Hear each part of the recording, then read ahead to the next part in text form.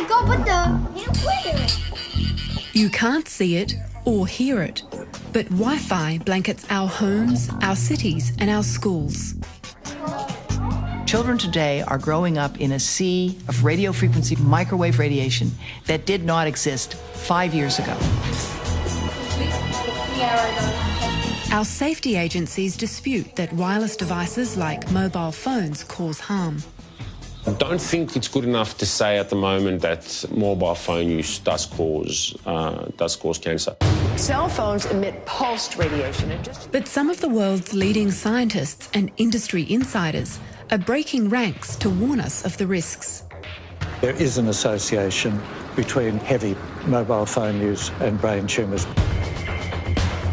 I've been in the technology industry all my career, and I've seen the tremendous benefits that technology can provide. My concern is nobody can say that it's safe. Do mobile phones cause brain cancer? And is Wi-Fi making us sick? In this episode, I investigate the latest research and advice about the safety of our modern wireless devices.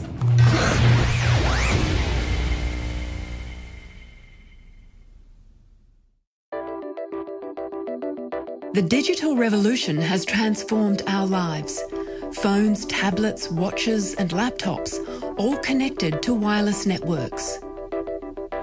We use these devices to make calls, send texts, write emails, play music, take photos, and even watch TV.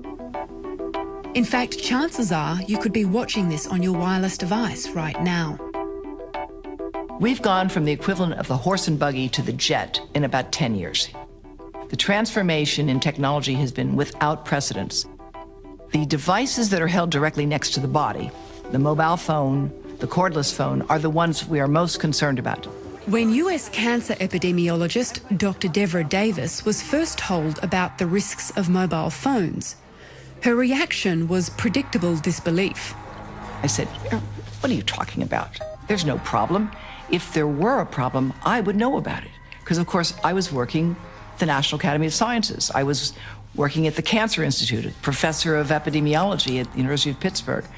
And I frankly thought, there's nothing to this. Then, however, I began to look. And the more I looked, the more concerned I became. Dr. Davis has had a distinguished career as a presidential appointee for the Clinton administration and is recognised internationally for her work on environmental, health and disease prevention. She was recently in Australia holding a series of public seminars. People are assuming everything's fine until we have evidence that we are in the middle of a disaster. Today, there's over 6 billion phone subscriptions worldwide, many of them smartphones, with apps that frequently receive and transmit electromagnetic signals. In a similar way, the human body has electromagnetic fields.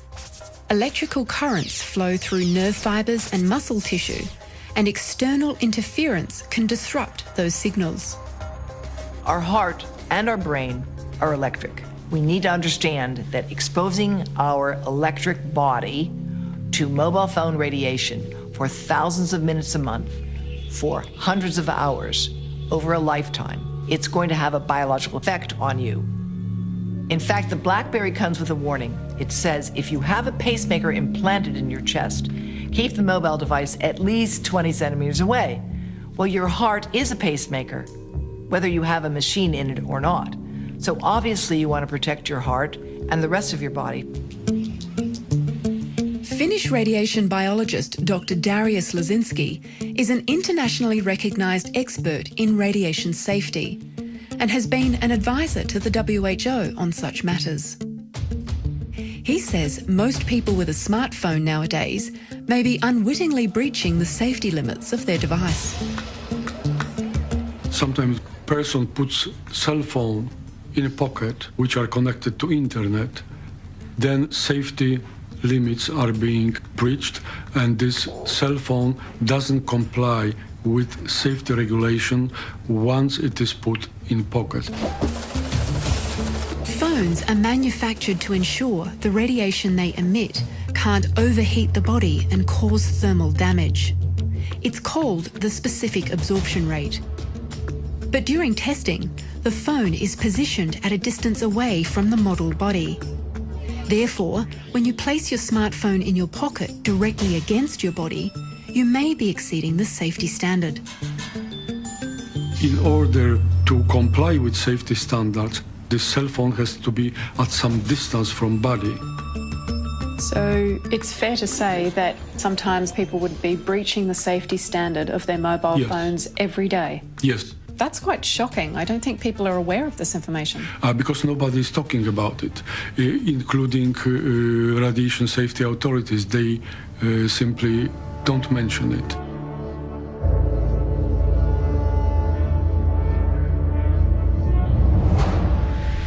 Electromagnetic radiation is everywhere.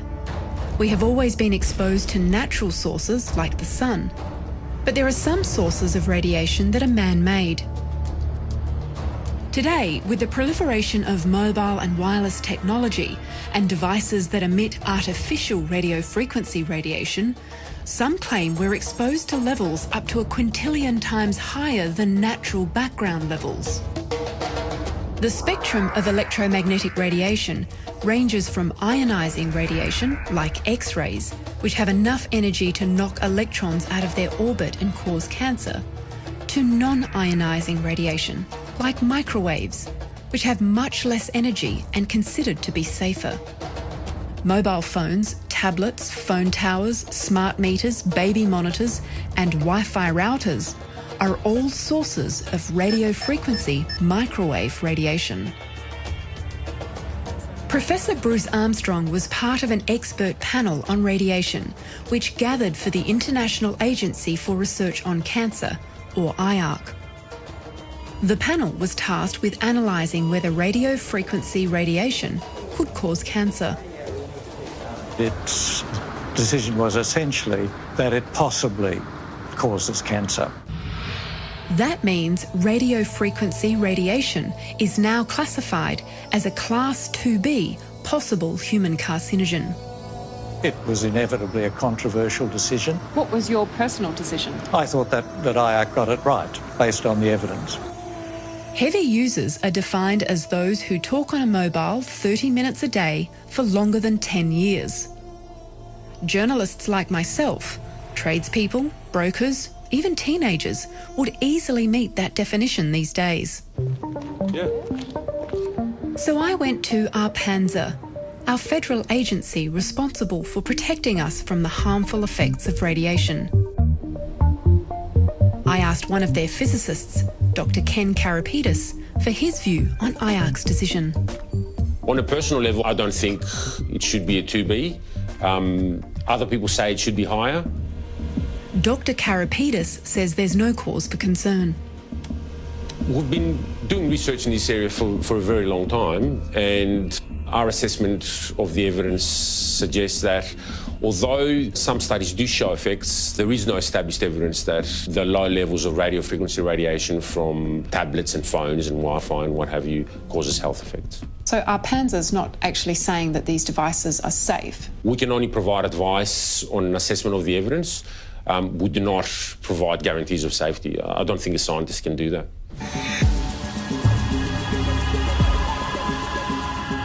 In Ontario is the former head of Microsoft Canada, Frank Clegg. He has gained valuable insight into the machinations of the tech industry.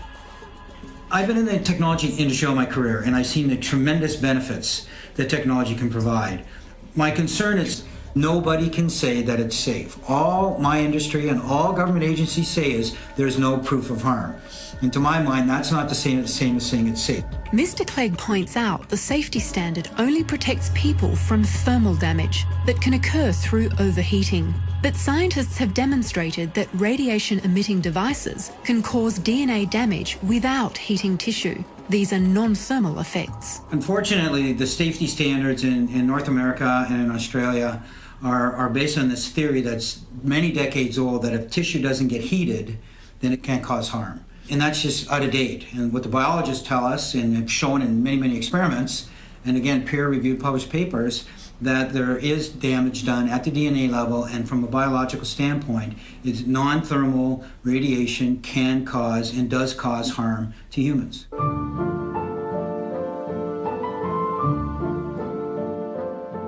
For example, there is strong evidence to suggest that mobile phones can damage sperm, as might occur when a male keeps his smartphone in his pocket.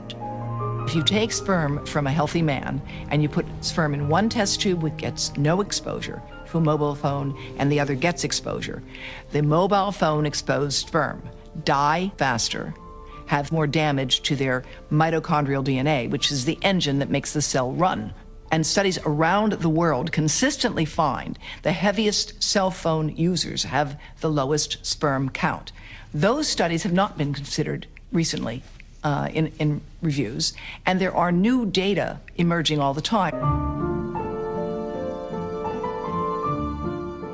This bioinitiative report sets out hundreds of peer-reviewed papers confirming the biological changes caused by wireless transmitting devices, which can occur thousands of times below the safety threshold. It has been formulated by independent doctors and scientists from over 10 different countries. But Arpanza has a different view.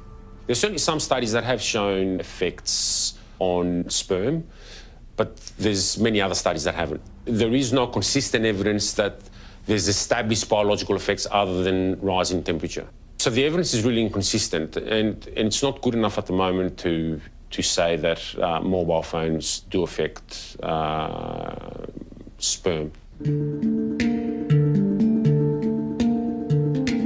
Since IARC's decision in 2011, more evidence has emerged which adds strength to their findings. The Serenat study and Hardell's study both found a link between heavy mobile phone use and rare head tumours. Those studies do suggest, rather more strongly than the body of evidence available to IARC at the time, that there is an association between heavy mobile phone use and brain tumours. These studies have sparked calls for the classification to be upgraded from 2B to 2A. My colleagues and I since then, some of whom have worked at the World Health Organization with me in the past, have just published an article saying that mobile phone radiation is a probable human carcinogen, with newer studies showing that people who begin to use cell phones regularly and heavily as teenagers have 4 to 8 times more malignant glioma, that's a brain tumor, 10 years later.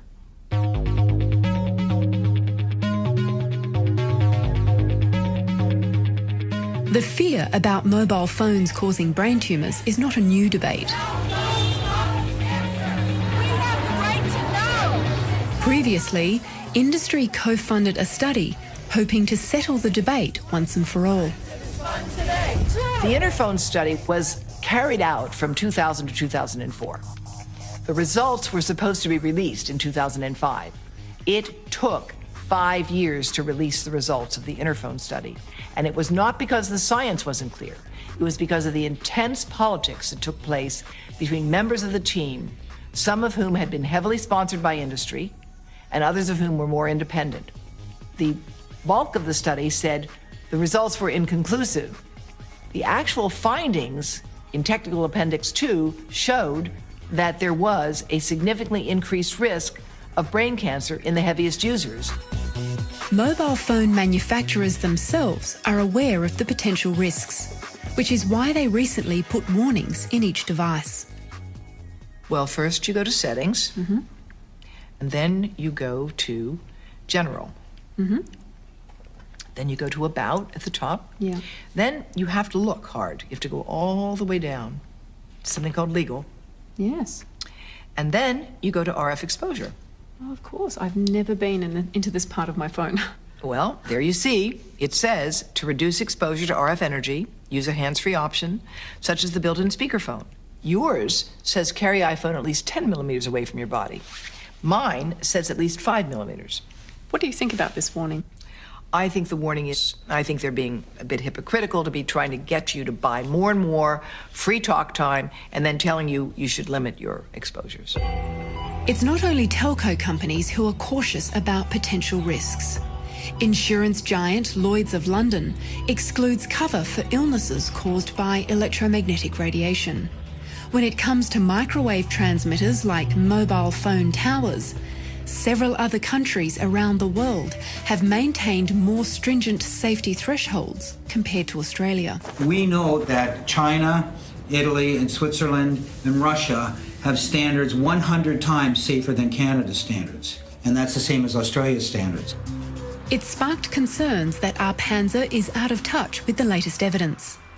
When was the last time our Panzer updated their safety standards? We published a standard in 2002, but we did a review of the science that underpins the standard in 2014. Now, the review actually found that the limits of the standard still provide adequate protection from the known health effects of radio frequency energy.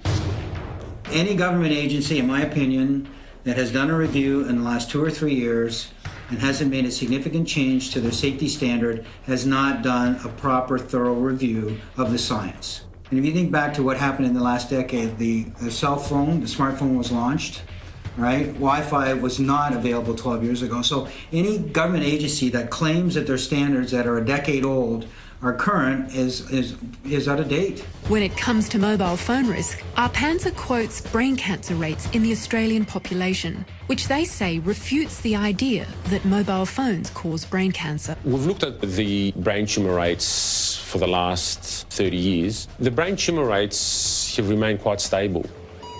I confronted Dr. Davis with this data while she was here in Australia. Those who say the lack of increase in brain cancer tells you cell phones are safe don't understand brain cancer. It has a long latency. When the bombs fell at the end of World War II on Japan, we followed every person who survived. 40 years is how long it took for brain cancer to develop after that exposure.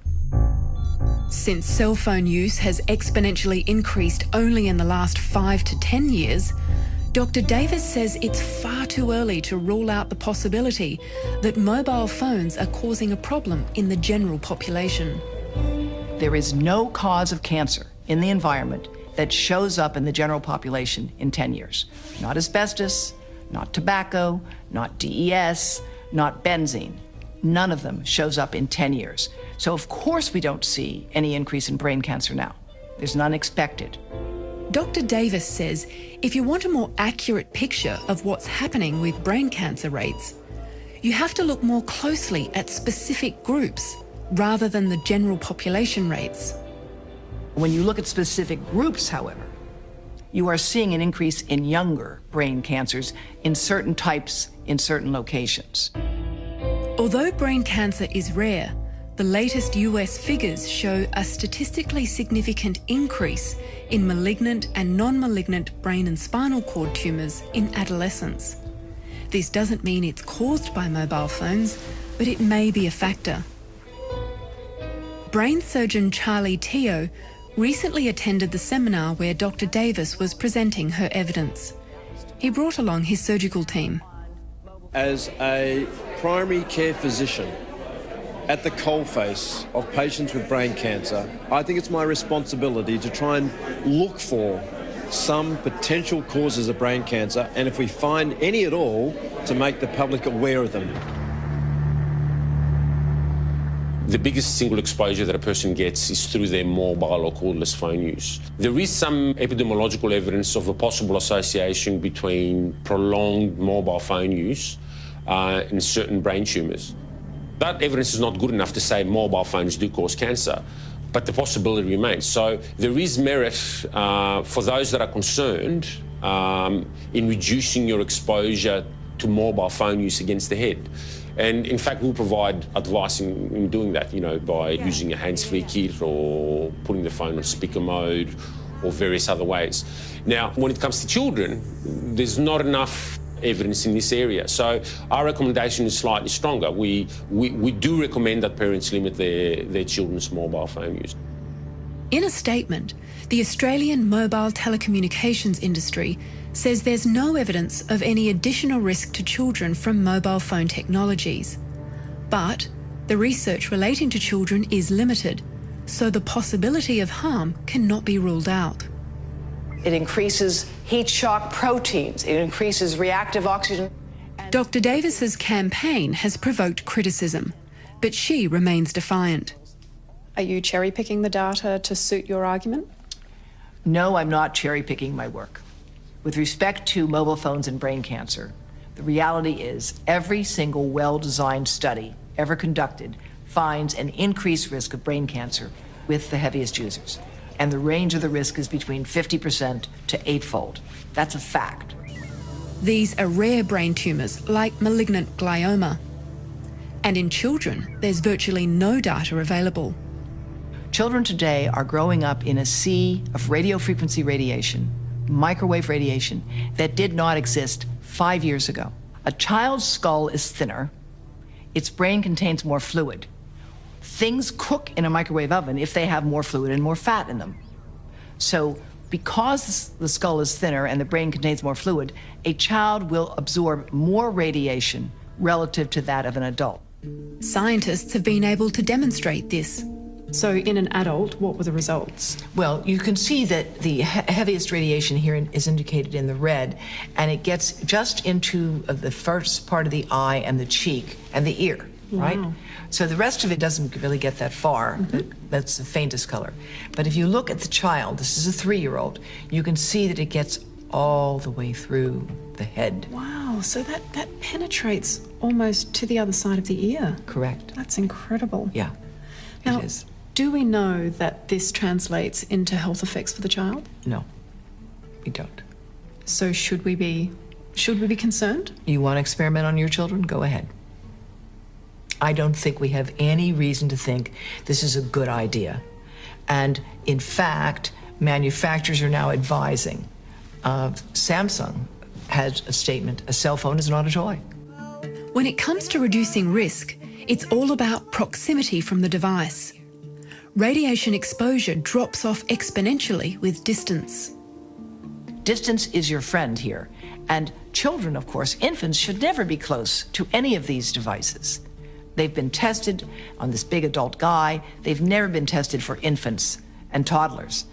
Any parent out there that gives their child a device to play with because they're driving them crazy, put it on airplane mode. Because if it's on airplane mode, they can still play the game, but they're not sending and receiving microwave radiation. So it's not that it should be no devices, it's just we've got to be more careful about how we use them. I mean, really, when it came to cigarette smoking, we had no idea of the mechanism. Brain surgeon Charlie Teo limits his children's exposure. The kids didn't get them until they were older, post-pubescent. I absolutely forbid them to use it holding up to their head. They've got to put it on speakerphone or use a device. When they go to bed at night, they have to have it at least 1 arm's length away from their head, not to be under the pillow, not to be on the bedside table. One study involving 14 countries is currently assessing whether use of mobile phones at an early age increases the rates of early onset brain tumours in 1,000 young people. The results will be released this year.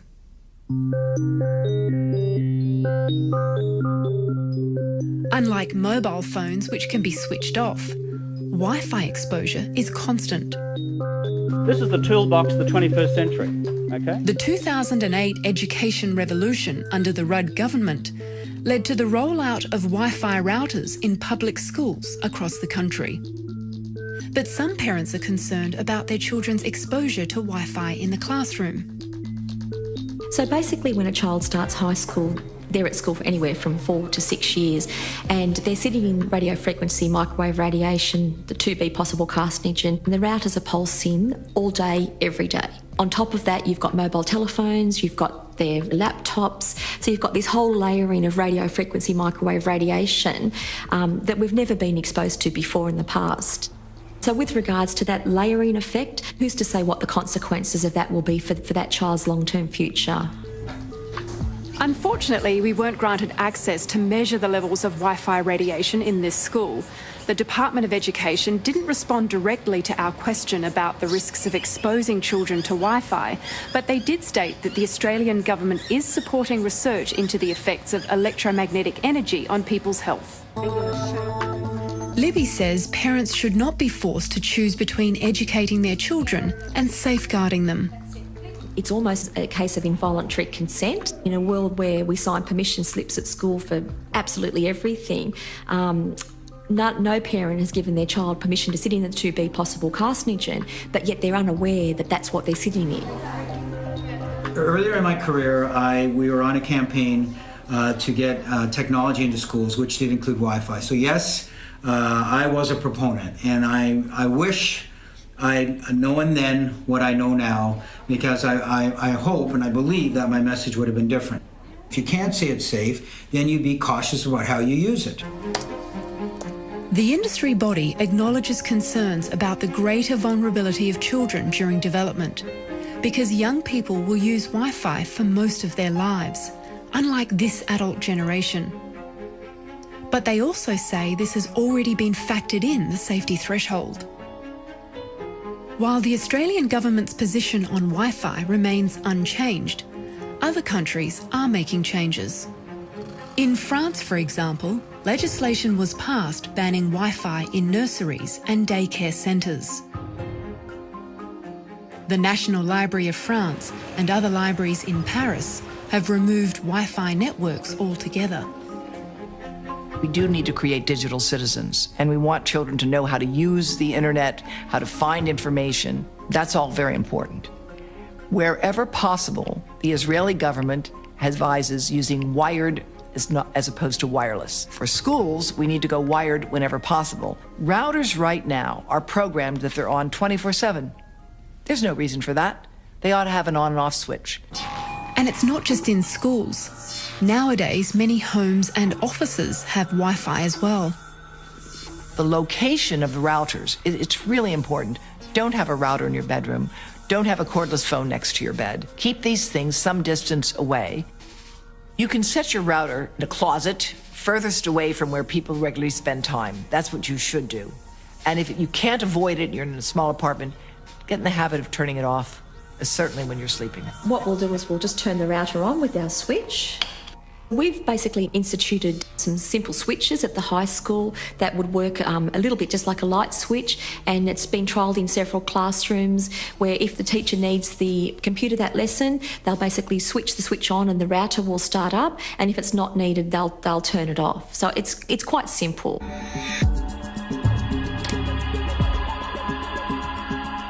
There is no doubt that consumers are confused. There are conflicting reports. There is a lot of scientific information out there. It gets some press coverage, but then it gets countered by industry. I am embarrassed to say that I believe my industry is on a campaign to bury the science and to confuse the message on the harmful effects of wireless devices. Mr. Clegg is concerned there'll be a repeat of the mistakes from the past. You never had a better cigarette. One of the best analogies that I've heard in this scenario is using the tobacco model, where we know that the first science came out showing that smoking cigarettes caused harm back in the 1960s. And the tobacco industry was able to delay legislation, delay the message to the public for decades. Craven Filter, the clean cigarette. I believe that my industry is using that same model and just in obfuscating the science, hiring scientists to cast doubt on the science, confusing government and causing government to be constipated and not passing the legislation that they need to pass. But when we approached the industry body, they objected to the criticism, saying they have open discussions about the scientific evidence on their website and continue to fund research into the health effects of RF radiation. You really want to see proof that we've got millions of people with cancer like we did with tobacco and asbestos? Is there any question we should have acted sooner? We would really make a huge mistake if we continue to take the repeated assurances everything is all right. For more information about the studies mentioned in this program, you can go to our website.